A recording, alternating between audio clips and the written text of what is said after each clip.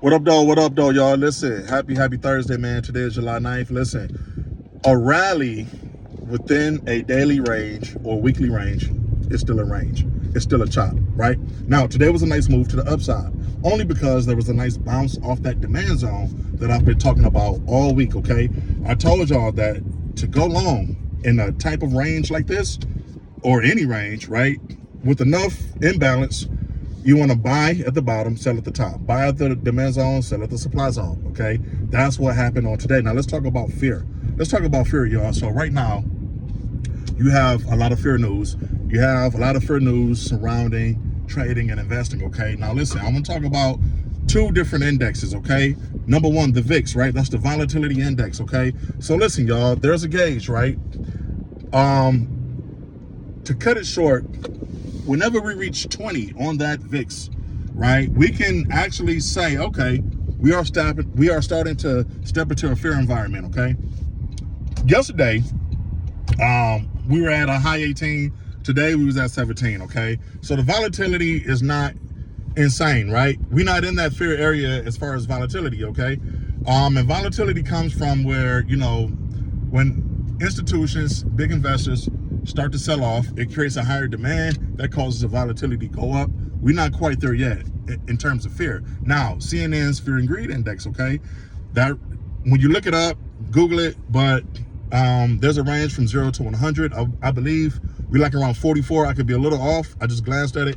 But it says that we are in fear, but if you look at the spectrum, y'all, we are closer to the neutral side, right? And not to mention, for the 10th time, we are still within the weekly and daily range, right? Like, so when you think about where we are as far as the overall condition of the economy, the overall condition of the market is uncertain. Why? Okay, because guess what? The ceasefire ended. You know, America and Iran is back at it. There's uncertainty. You know, investors are uncertain right now. Okay, what's going to happen? What's going on? Nobody knows yet. Okay, FOMC, okay.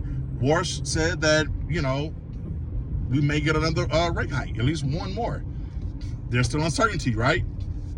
As far as interest rates, as far as inflation, oil prices went up above $75 the other day. We have these different catalysts going on, right? But if you just look at the chart, we are still ranging within that daily and that weekly range, right? Even though the market rallied because it bounced off the demand zone today, technically, right, we are still in a range, y'all. We're still in a range, right? So, cool. There's always money to be made during an imbalance. I say that all the time, y'all. There's always, as long as there's an imbalance in the market, there's money to be made. Whether or not that money is worth taking the risk for, that's a whole nother conversation as well. But I need y'all to just understand this, man. Just listen up to me.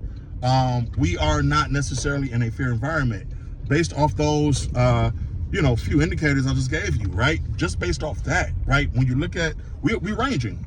It's uncertain right now. So what that means is that you got to chill out. What that means is that I got to chill out, right? This is definitely a scalper's environment if a scalper want to take the risk, right?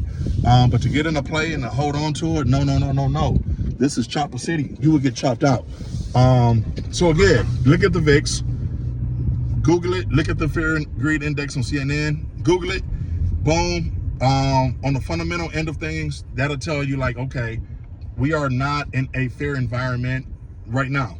Okay. When you look at the actual charts, for those who don't know, go to TradingView, tradingview.com, right? Look at my past couple videos.